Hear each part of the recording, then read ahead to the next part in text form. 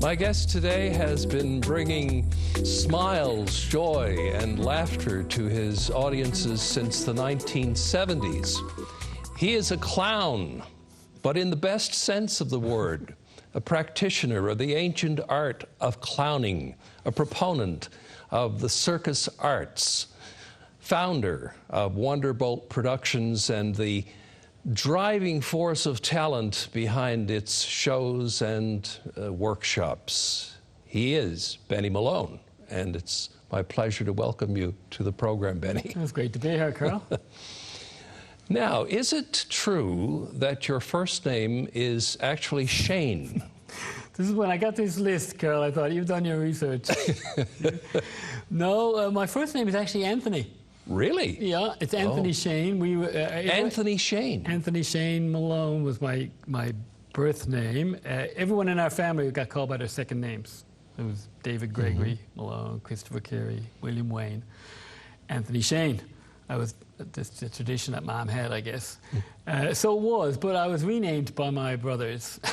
They picked the name Beni out of a hat, or? No, it's. I have to reveal it because you did the research, Karl. So I got to reward your research. But yeah, when I was a kid, I was the youngest of four boys. My sister Susan came 7 years later, so you can imagine. We're all 3 years apart. The ribbing, the totem order. Oh yes. So I was when I was a little baby in my high chair, one day I picked up my bowl of porridge and put it on my head. The beginning of my clown career. Yeah. And they had a field day with that, and so they were calling me Barnyard.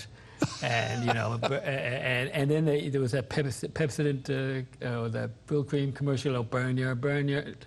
Yeah. So they, and every nickname, I'm convinced every nickname comes from a source of embarrassment that gets pinned on you, right? Yeah. So that became Barnyard, and then Beni, and it just, for some reason, started like the porridge, and it evolved until eventually, everybody, all my childhood friends, just knew me as Beni.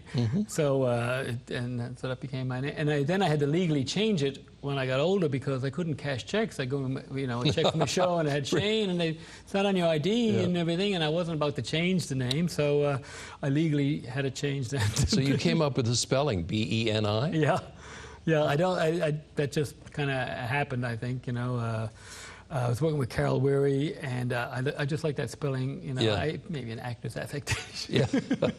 And, in our business, your name is your brand name, in a way, course. Right? So, so it was a way to distinguish. Absolutely. Became Beni Malone. Yeah. So what kind of a kid were you?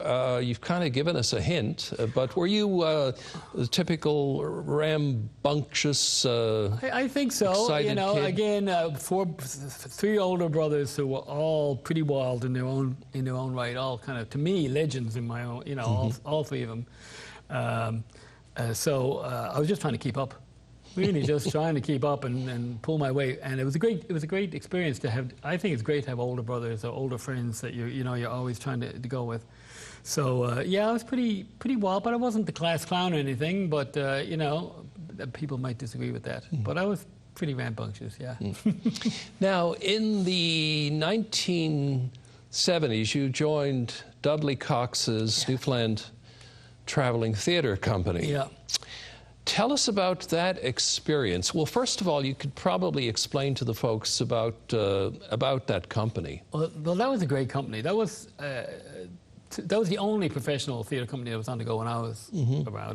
Now I know there were earlier ones like the London Players, I think. And things like that. But I think as a organic, up from the ground Newfoundland company was probably first. Although the people who ran it, Dudley Cox and Dave Weiser, were both from away.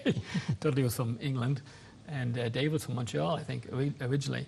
And they kind of just put their own money into it. It was a I wouldn't say it's a hobby, because it was way more than a hobby to them. But they got money from the government, I suppose. But they also sunk their own money into it. They were great, and a lot of the actors of that generation came from there. Andy Jones and Greg and Mary Walsh and Jane Dingle, and all those people worked with Newfoundland Theatre Company.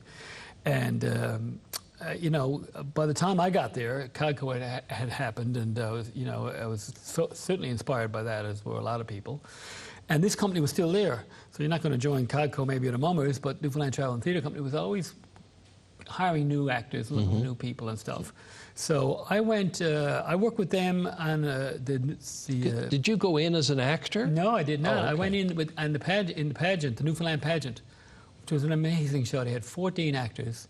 I think it was some anniversary of Newfoundland entering Confederation, maybe the 20th or the 25th. It was 74, so it would have been 25th. And I went in as just a roadie, a tech, because they traveled on in a school bus, and they had a big stage that they had to build, and they had all these tie-dyed batiks that they used to light from behind, and they go in and they transform this every gym they went into, and about 10 actors and 5 technicians. But a lot of work. I mean, it was all the lumber was on top of this big bus, and we drove in the bus. So we had to put the stage together each place. It was grueling, really grueling, but it was really fun too. And it was, you know, it was the early 70s, so it was just a hippie experience, completely hippie extravaganza, sleeping in the bus, going to rock concerts in Corner Brook, and then, you know, it was a great experience. But I got the bug then completely. And so that fall, Dudley did a repertoire theater out of the basement theater, and he needed actors for that, 5 different shows in 2 months or something. So I did that, and that was it. Then we did a Christmas pantomime and some more shows, and we actually went to Montreal and did a show about Beaumont Hamel. And again, there was, you know, a huge cast of about 10 people. But when the show was over, Dudley said he's going to disband the company or cut it down to maybe 2 or 3 actors. And so we were on our own, basically. So I went to Toronto, auditioned for a theatre school, got accepted there, and, you know, just kept going.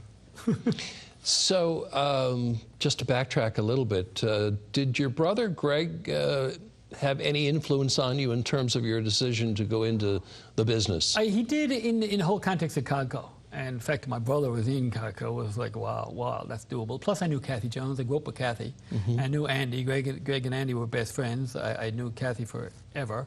So, you know, I was in that milieu, completely in that milieu. And just to see the effect that those shows had and how they kind of connected to our culture and our sense of humor, that really that transformed a lot of people my age, and especially me. So that's why I kind of got started. And people around me were doing it. It was a very cool time. So when you went to the mainland, were you studying theater? Yeah, well, I went to the mainland with the theater company, and then you know, let's face it, just starting. So. I heard about this place through some of the actors, because some of the actors were from Montreal, Toronto in the company. So I went down and auditioned and got accepted. There's 3 schools of art. It was on Brunswick and Bloor in the, I can't remember the name of the theatre now, I can't remember, Brunswick Theatre. And the theatre company worked out of there. And they had it was a whole block, city block in Toronto. They had pottery classes and all kinds of stuff, but they had the theatre and a theatre school. So I did that, and came back, and Dudley was doing. Dudley had moved to Trinity then, and he had a big B&B where the Wales tours come from now, and he wanted to do a tour, so we went to Trinity and worked that out with Kent Barrett and Jane Dingle. And when that was over, we started our own company. Me and Jane and Kent started writing our own shows, which was another breakthrough for me. And yeah, so then just kept going from there. Now, before we start in on the clowning part of your life, I want to pick your brain about clowning in Newfoundland. Do we have any kind of a history of clowning in this province? Before your time. You know, we have people who visited here, and we have street characters that were pretty, you know, iconic. The guy who wore 3 hats and stuff, and all these, but real, I think professional clowns, not that I know of, but we were visited by some amazing circuses. I'm doing a show, supposed to have toured in June, but it got canceled because of the pandemic.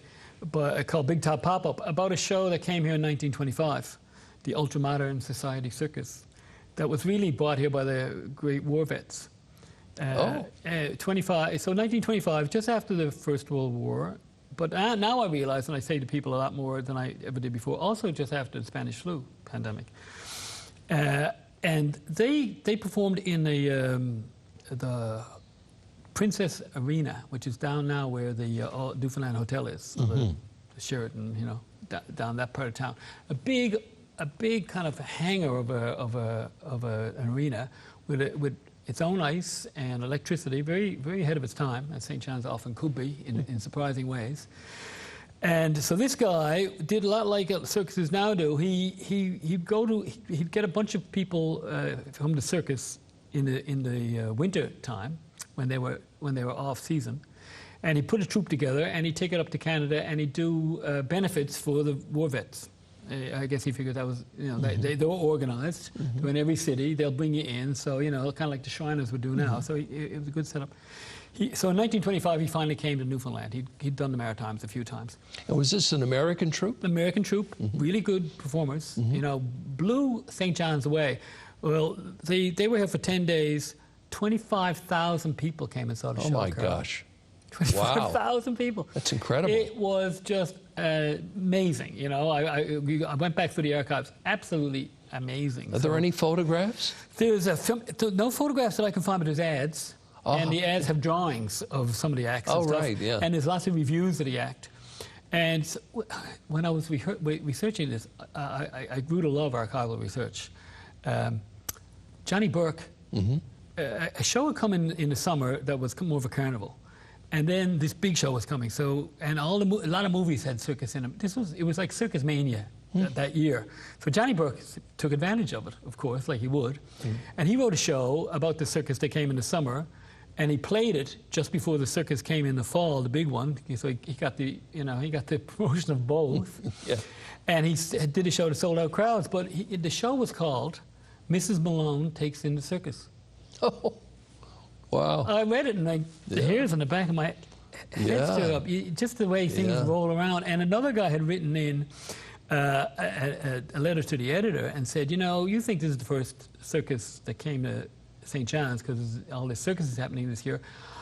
I know of a circus that came to St. John's in 1847, the Robertson Circus. And he describes the circus. It played in a field on Monkstown Road. It had horses and acrobats and black pantomimists. And so I looked that guy up, and he had an amazing career. And he also took circuses all around. And the owner was a famous equestrian. So I can just imagine that parading through the streets of St. John's in the late 1840s. Yeah, amazing. So we were the end of the line, but people did come here, and people were interested in getting here. And I saw circuses in the 50s and 60s that came here in tents and stuff. Yeah, so did I. Yeah. Yeah, but I get it, because it's hard to have a circus troupe. Even now in 2020, I still have to bring in a lot of my performers and stuff, right? We use all Newfoundland musicians because we got great musicians, and we use what performers we can here, and who we've trained and who've come up their own way. But we always have to have a full circus. Right. We still have to bring in people because it's it takes a lot to have enough skill to do a circus act, professional circus act.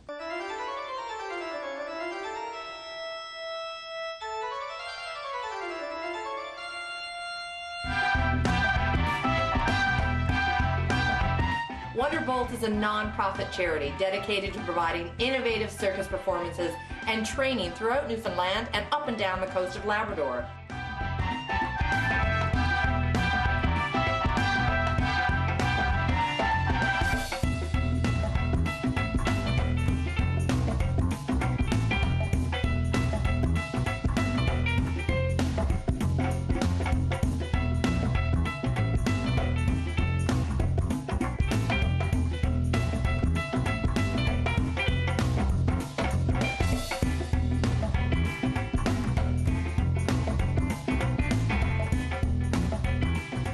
So for you, when did the light bulb go off and you said, I think I want to get into circus arts? On that tour I did with Newfoundland Traveling Theatre Company, like I said, it was 10, 12 actors. One guy had this book about juggling and taught himself how to juggle.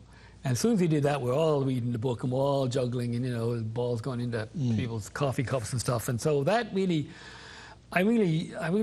that set the wheels in motion, I think. I was always physical, and I love costumes and color and visual things and art. So this put it all together for me, and I really felt like this is for me. So I started. The Mamas did they shoot seals, don't they? I think was the name of the show. And I think I could stand corrected on that, but they decided to do the seal hunt as a big media circus. You know, emphasis on the circus. Makes sense. So they brought in two clowns, pretty well-known clowns, to do workshops, and they opened the workshops to everybody, not just the cast members. So I took it with a bunch of other people. Ann Anderson phoned me and said, "You should do this, Benny," because I was doing theater at the time. So I did. So I'm grateful to her for that. And Karl Wells did it too, who was married to Dan Wherry, his first wife, I guess. And it was great. It was really, really great. We did mask work and all this kind of stuff, and I could already juggle. And me and Karl got along really well, so we formed a little company called Clownburst, and we started doing clown shows around, and making up little skits and stuff. And after that, I was married. I had a little kid. Me and my wife Marion, we were hippies at the time. We went to Florida to pick oranges and to spend the winter. And while I was down there, I auditioned for Ringling Brothers' Branham and Bailey Clown College, which was in Sarasota. And came back, and 4 or 5 months later, I get the phone call. "You've been accepted. Come down." Blew me away. I mean, they audition thousands of people everywhere they go around North America. I just did it because I was there, and it was a chance to do it. Sure, yeah. So boom, I went, and that was it then. That was it. And you came back and you started doing solo shows, right? Yeah, I did shows with Karl Wells with this company Clownburst, and solo shows. And then she left and went off, so I kept doing shows. And then I guess the key thing was back in 1972, was it 72 or 82? 1982. I applied for this Canada Council grant. It was an exploration grant to do a circus show everywhere in Newfoundland that didn't have a road going to it. Yeah, I'm glad you mentioned that, because I wanted to talk to you while we have time about the trip you did on the ocean, on the Northern Ranger. Yeah. The coastal boat, right? Yeah. Yeah. You went up the coast of Labrador and performed with your troupe. Yeah. I think Pete Soucy was one of the people. Pete Soucy and George Morgan. Yeah. And you performed in all these communities on the coast of Labrador. Yeah, that was amazing. That was probably my favorite tour of all time, really. The one we did, the first one we did all around Newfoundland, me, Kathy Ferry, and Marion. And my daughter actually came with me. That was great. But this one, we had gotten money for the another celebration of Newfoundland's entry of the founding, the discovery year. So they did a year of the arts that year. Okay. So we formed a troupe, the Wonderbolt Circus. That's when the Wonderbolt Circus. 1997. Yeah. That's when we kind of formed Wonderbolt. Yeah. And I got Pete and George and a 10-year-old wonder kid, Matthew, and Christy Gillies. Malcolm, I can't remember his last name right now. Malcolm Graham and Christy Gillies. Malcolm was only like 11 years old, but he could do all these tricks, right? So we formed a company, and we did the show that year. It worked out great. So we did it. So we booked it up the coast of Labrador the following year. Oh my God, Karl, it was incredible. We had to all these little communities. We did shows at 3 o'clock in the morning in Nain, because the ferry came in, and it came in at 11 and left at 5 in the morning. 300 people came out to the show at 1 o'clock in the morning. We did shows in Davis Inlet. We did shows where the lights went out. People had to bring in flashlights to light us up. We did shows on the wharf. It was just a great experience, and we were like a little family. It was like a little family circus. We called ourselves the Zuma family, and man, that was really And you made a connection with the indigenous communities up there as well, right? Yeah. I've been working through the Labrador Creative Arts Festival and a few things on and off, and through little tours that I did on my own. I did a solo tour up that same coast years earlier. So yeah, for about, I guess now, for the last 30 years, I've been working in indigenous communities and stuff up there. You do workshops? At a certain point, one of the government in Natwashish and Sheshashi, the school board there, approached me and said, we have a lot of absenteeism. We'd love you to come up and do some workshops and create some interest. So I did that and loved it. It was great. And subsequent to that, we did this festival called the Gamut Takashwit, which is the inner word for people who do tricks, the Gamut Takashwit Festival. And we brought in indigenous performers and circus performers and did a festival every year for 9 years. Wow. So that's how I met Terence Littletent, the fabulous hoop dancer who worked in my circus for 4 or 5 years, and Lisa Ojig, another great hoop dancer. And plus we brought in circus people. And then eventually we got the kids to be part of the show. And then they became a big part of the show. And now I'm working in Nunatsiavut, in the Inuit communities along the coast, doing outreach. And in fact, we got this great program now where 2 kids that we worked with a few years ago in Makovic, they subsequently moved to Happy Valley, and they just graduated from high school. We sent them up some circus gear, and now they're doing videos, and they're coming to our circus festival later this month. And they're going to become part of this whole national network of kind of circus outreach companies. So it's really great. So do you teach them the stuff that you do, like the stilt walking, the juggling, unicycle, all that? Well, and I do this with Ruth Lawrence and Susan Jarvis. But we've gone up for a lot of times now, so we kind of got it down. And it's you got to know Labrador to work it. First couple of times you go up, people don't hardly even notice you because so many people come and go there. But after you get there, after you stay there long enough, you you make connections. So yeah, we go up and we use the phys ed classes, and we teach juggling, scarf juggling, stilts, Diablo, unicycle, everything, and then we come back for another week, about a month or 2 later, and we use those skills and we do a show for the community at the end. And in Rigolet, where we've been a few times, we did this great show based on Inuit legends and stuff, and that worked out really, really good. We did a documentary about it after, you get it on CBC Gem, called Circus by Comatique. Oh, great. Yeah, it's great. It's kind of fun. So, Beni, I understand that you've also worked with Inuit youngsters who are sight impaired and hearing impaired. Well, no, that's been here in St. John's. Oh, here in St. John's? Yeah. Okay. I even brought over this Finnish guy because my daughter had done this circus in Finland, and I met this guy there, and he had done workshops with sight impaired and stuff, and I thought, wow, that's amazing. That's absolutely amazing. So then I started doing it myself, and then I brought him over to do workshops with me. Yeah, that was great. So do you have to apply different teaching techniques when you're working with... The first thing we did was really met with the people from CNIB and stuff, right, and find out what they do, and got a lot of information from them. And there's so many, you have to explain, you can't say just go to your right, or go, do this or do that. You have to say move to your right, move to your left. Different, the lighting is really important, so you're well lit. There's so many things that you have to do. So you have to really listen a lot first and learn a whole other set of skills yourself, and then try to teach your circus skills with the sight impaired teaching skills that you've learned. You know what I mean? And then learn a whole bunch of new things at the same time. But yeah, they were really great. Hoping to do more of that in the future.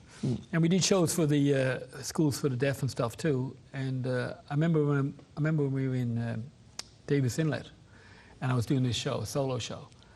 And as the show was going on, I was thinking, gee whiz, this reminds me of another show I've done. And I realized after it was the show I'd done for School for the Deaf, because English wasn't these kids' first language, and they were listening in a different way, or why they were watching the physicality of it more. They were, it's very subtle but real. They're on every move you make instead of just waiting to hear you explain yourself.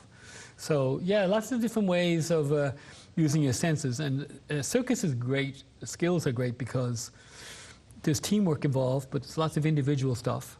There's lots of individual motor skills. So someone might be great at something, but not good at something else, and have to learn from something. I mean, we had kids who were really overweight and kind of lethargic, but when we did plate spinning, well, I remember 1 or 2 of them got the plate spinning down really quickly. And man, you had the high school captain of the hockey team coming over to them to learn how to do the plate. And it really broke down stereotypes and barriers for people a lot. And same with the aerial stuff. I mean, a little tiny kid might be able to climb to the top, and the big hulking guy might only get 2 or 3 feet. So it shifted everything on its end. It was very gender inclusive. Girls could do some things better than the boys, Some things you had to team up with, but if you weren't a team player, you could go and work on your own in a corner. So it was great like that. I think the schools really valued that kind of different approach. Well, congratulations on that. It's very valuable work that you've been doing there. And it's informed me so much, and my work so much. I mean, if you really do it right, you get as much out as you put in, or more, probably, you know. Yeah. Just, I want to give a plug to, you mentioned your wife, Marion Frances White, who's a poet, a filmmaker, author. Yeah. She's also quite involved with Wonderbolt as well, isn't she's she? the administrator for Wonderbolt, and, you know, she's kept it going, you know. Truth be known, and most people do know, really. Oh, he's the clown, but how to keep that? She handles the books. She handles the books, and we have a great team now. We have a really great team of about 7 people that work with Wonderbolt that are all fantastic. Diana Daly, who does the festival and projects, and Ian Campbell, Brad Gover, I'm not going to leave anyone out here now, Connie Foley, who does the books, me, Marion, Anna Harrio, of course, my daughter. And if people want to find out more about Wonderbolt Productions, they can go to your website, I guess. Our website and Facebook page, and follow the festival that we do. Excellent. Beni, it's been great chatting with you. Thanks so much for being on. And that's it for this edition of Karl Wells Point to Point. Please join us again next time.